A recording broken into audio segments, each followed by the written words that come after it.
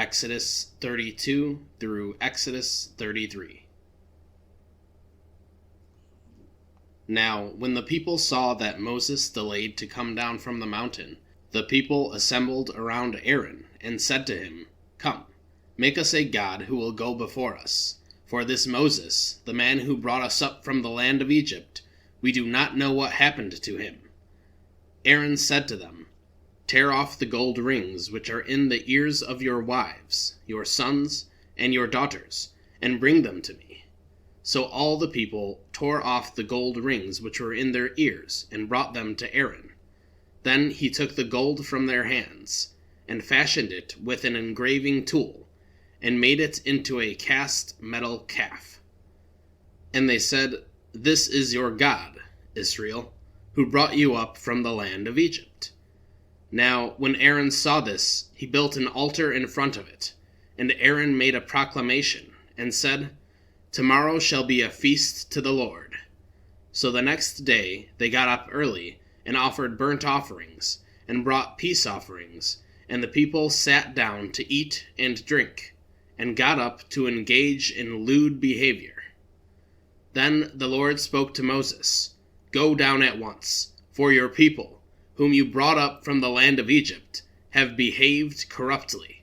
They have quickly turned aside from the way which I commanded them.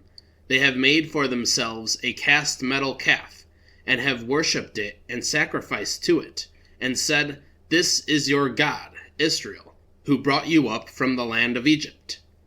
Then the Lord said to Moses, "I have seen this people, and behold, they are an obstinate people. So now leave me alone, that my anger may burn against them, and that I may destroy them, and I will make of you a great nation." Then Moses pleaded with the Lord his God, and said, "Lord, why does your anger burn against your people, whom you have brought out of the land of Egypt with great power and with a mighty hand? Why should the Egyptians talk, saying, 'With evil motives he brought them out, to kill them on the mountains, and to destroy them from the face of the earth'? Turn your burning anger, and relent of doing harm to your people. Remember Abraham, Isaac, and Israel, your servants to whom you swore by yourself, and said to them, 'I will multiply your descendants as the stars of the heavens. And all this land of which I have spoken I will give to your descendants, and they shall inherit it forever.' So the Lord relented of the harm which he said he would do to his people. Then Moses turned and went from the mountain with the 2 tablets of the testimony in his hand, tablets which were written on both sides. They were written on one side and the other. The tablets were God's work, and the writing was God's writing engraved on the tablets. Now when Joshua heard the sound of the people as they shouted, he said to Moses, "There is a sound of war in the camp." But he said, "It is not the sound of the cry of victory, nor is it the sound of the cry of defeat, but I hear the sound of singing." And it came about, as soon as Moses approached the camp, that he saw the calf and the people dancing, and Moses' anger burned, and he threw the tablets from his hands, and shattered them to pieces at the foot of the mountain. Then he took the calf which they had made, and completely burned it with fire, ground it to powder, and scattered it over the surface of the water, and made the sons of Israel drink it. Then Moses said to Aaron, "What did this people do to you, that you have brought such a great sin upon them?" And Aaron said, "Do not let the anger of my Lord burn. You know the people yourself, that they are prone to evil. For they said to me, 'Make a god for us who will go before us. For this Moses, the man who brought us up from the land of Egypt, we do not know what happened to him.' So I said to them, 'Whoever has any gold, let them tear it off.' Then they gave it to me, and I threw it in the fire, and out came this calf." Now, when Moses saw that the people were out of control, for Aaron had let them get out of control, to the point of being an object of ridicule among their enemies, Moses then stood at the gate of the camp, and said, "Whoever is for the Lord, come to me." and all the sons of Levi gathered together to him. And he said to them, This is what the Lord, the God of Israel, says. Every man of you put his sword on his thigh, and go back and forth from gate to gate in the camp, and kill every man his brother, and every man his friend, and every man his neighbor. So the sons of Levi did as Moses instructed. About 3,000 men of the people fell that day. Then Moses said, Dedicate yourselves to the Lord, for every man has been against his son and against his brother, in order that he may bestow a blessing upon you today. And on the next day Moses said to the people, You yourselves have committed a great sin, and now I am going up to the Lord. Perhaps I can make atonement for your sin. Then Moses returned to the Lord and said, Oh, this people has committed a great sin, and they have made a god of gold for themselves. But now, if you will forgive their sin, very well. But if not, please wipe me out from your book which you have written. However, the Lord said to Moses, Whoever has sinned against me, I will wipe him out of my book. But go now, lead the people where I told you. Behold, my angel shall go before you. Nevertheless, on the day when I will punish them for their sin. Then the Lord struck the people with a plague, because of what they did with the calf which Aaron had made. Then the Lord spoke to Moses, Depart, go up from here, you and the people whom you have brought up from the land of Egypt, to the land of which I swore to Abraham, Isaac, and Jacob, saying, To your descendants I will give it. And I will send an angel before you, and I will drive out the Canaanite, the Amorite, the Hittite, the Perizzite, the Hivite, and the Jebusite. Go up to a land flowing with milk and honey, for I will not go up in your midst, because you are an obstinate people, and I might destroy you on the way. When the people heard this sad word, they went into mourning, and none of them put on his jewelry. For the Lord said to Moses, Say to the sons of Israel, You are an obstinate people. If I were to go up in your midst for just one moment, I would destroy you.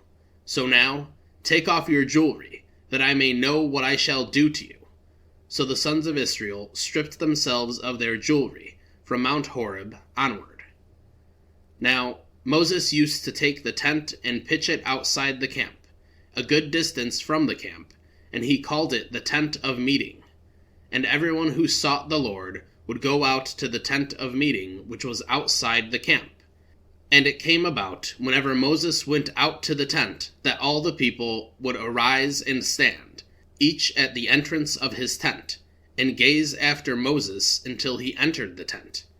Whenever Moses entered the tent, the pillar of cloud would descend and stand at the entrance of the tent, and the Lord would speak with Moses.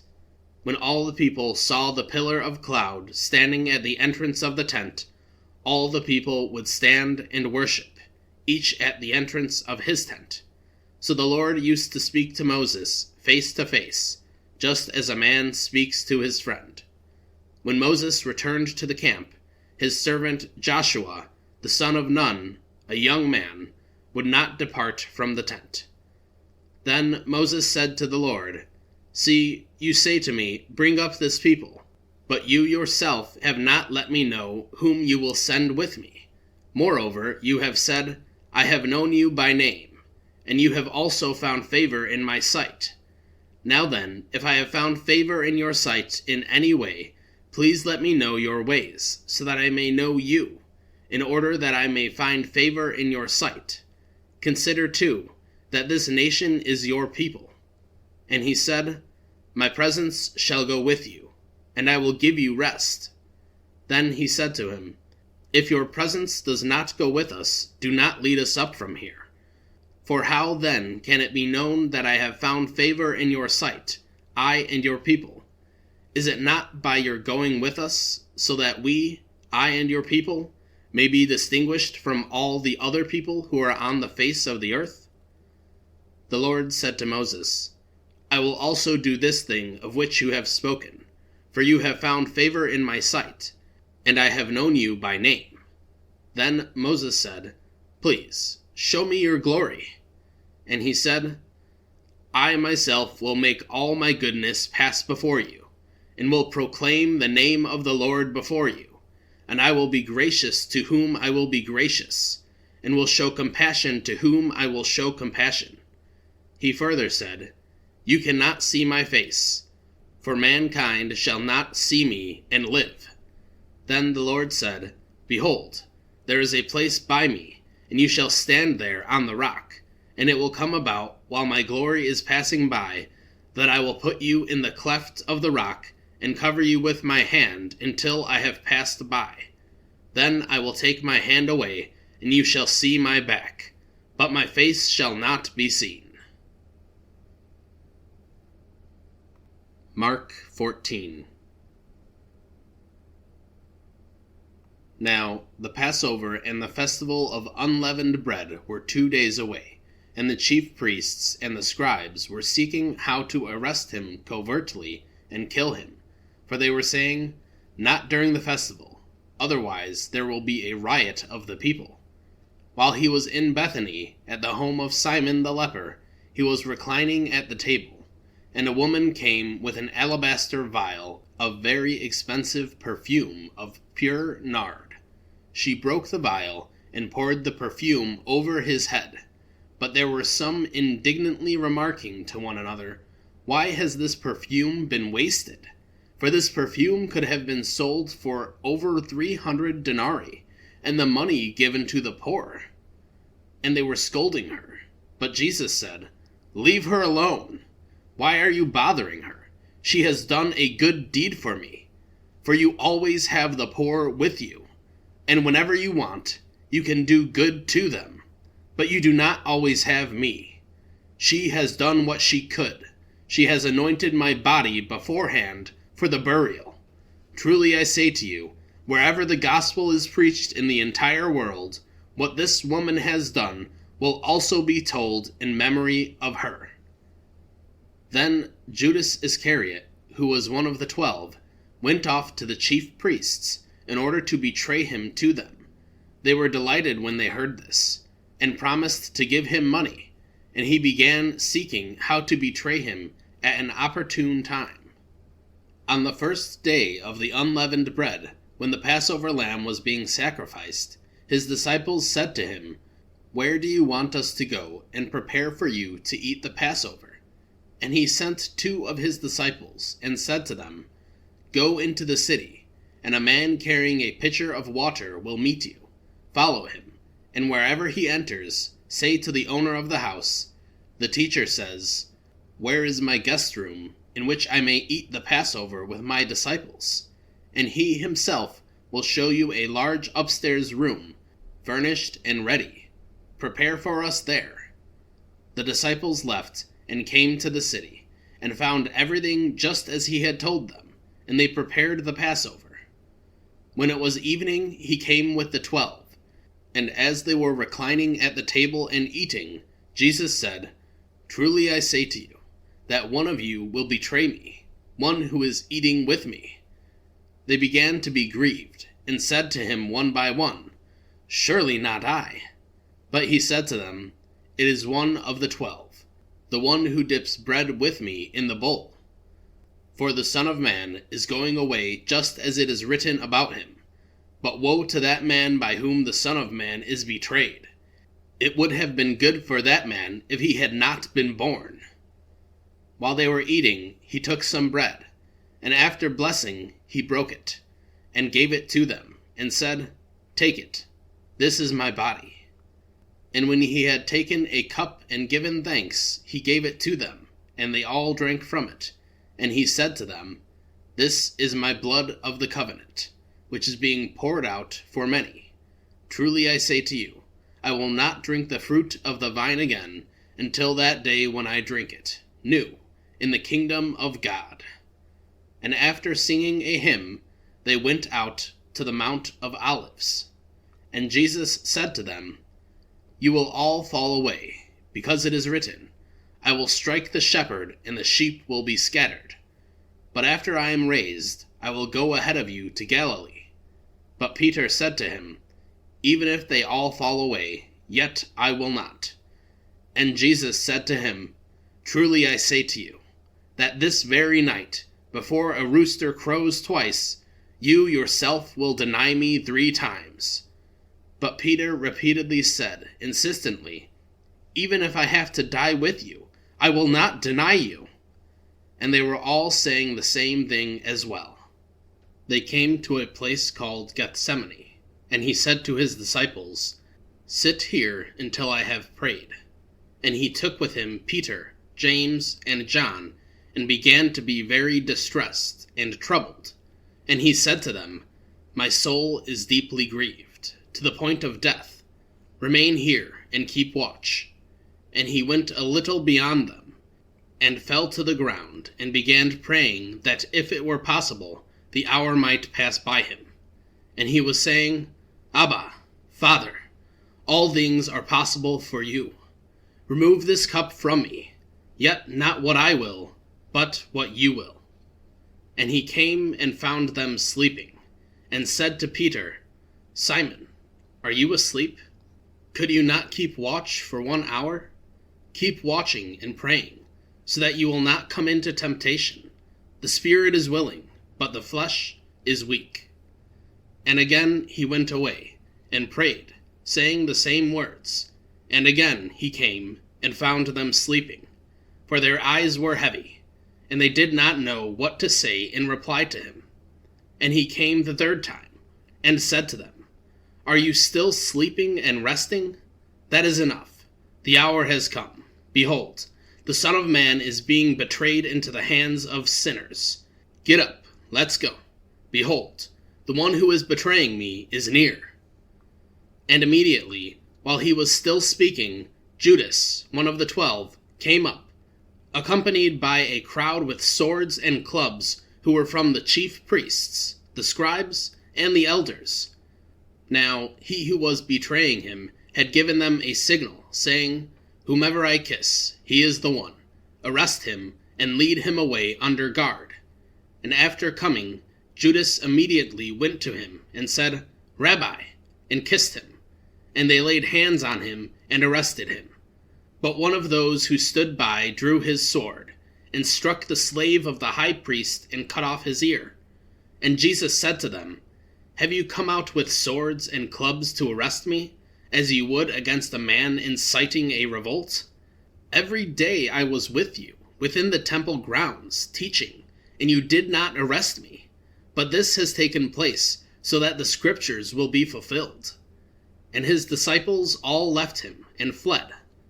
A young man was following him, wearing nothing but a linen sheet over his naked body, and they seized him, but he pulled free of the linen sheet and escaped naked. They led Jesus away to the high priest, and all the chief priests, the elders, and the scribes gathered together, and Peter had followed him at a distance, right into the courtyard of the high priest, and he was sitting with the officers and warming himself at the fire. Now the chief priests and the entire council were trying to obtain testimony against Jesus to put him to death, and they were not finding any, for many people were giving false testimony against him, and so their testimonies were not consistent. And then some stood up and began giving false testimony against him, saying, We heard him say, I will destroy this temple that was made by hands, and in 3 days I will build another made without hands. And not even in this respect was their testimony consistent. And then the high priest stood up and came forward and questioned Jesus, saying, Do you not offer any answer for what these men are testifying against you? But he kept silent, and did not offer any answer. Again the high priest was questioning him, and said to him, Are you the Christ, the Son of the Blessed One? And Jesus said, I am, and you shall see the Son of Man sitting at the right hand of power, and coming with the clouds of heaven. Tearing his clothes, the high priest said, What further need do we have of witnesses? You have heard the blasphemy. How does it seem to you? And they all condemned him as deserving of death. And some began to spit on him, and to blindfold him, and to beat him with their fists, and to say to him, "Prophesy." Then the officers took custody of him and slapped him in the face. And while Peter was below in the courtyard, one of the slave women of the high priest came, and seeing Peter warming himself, she looked at him and said, "You were with Jesus the Nazarene as well." But he denied it, saying, "I neither know nor understand what you are talking about." And he went out onto the porch. The slave woman saw him, and began to say once more to the bystanders, "This man is one of them." But again he denied it. And after a little while the bystanders were again saying to Peter, "You really are one of them, for you are a Galilean as well." But he began to curse himself and to swear, "I do not know this man of whom you speak." And immediately a rooster crowed a second time. And Peter remembered how Jesus had made the remark to him, "Before a rooster crows twice, you will deny me 3 times." And he hurried on and began to weep. Romans 7. Or do you not know, brothers and sisters, for I am speaking to those who know the law, that the law has jurisdiction over a person as long as he lives? For the married woman is bound by law to her husband as long as he is alive. But if her husband dies, she is released from the law concerning the husband. So then, if while her husband is alive she gives herself to another man, she will be called an adulteress. But if her husband dies, she is free from the law, so that she is not an adulteress if she gives herself to another man. Therefore, my brothers and sisters, you also were put to death in regard to the law through the body of Christ, so that you might belong to another, to him who was raised from the dead, in order that we might bear fruit for God. For while we were in the flesh, the sinful passions, which were brought to light by the law, were at work in the parts of our body to bear fruit for death. But now we have been released from the law, having died to that by which we were bound, so that we serve in newness of the Spirit, and not in oldness of the letter. What shall we say then? Is the law sin? Far from it. On the contrary, I would not have come to know sin except through the law, for I would not have known about coveting if the law had not said, "You shall not covet." But sin, taking an opportunity through the commandment, produced in me coveting of every kind.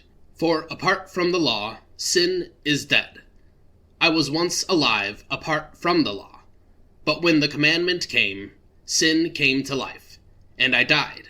And this commandment, which was to result in life, proved to result in death for me. For sin, taking an opportunity through the commandment, deceived me, and through it killed me.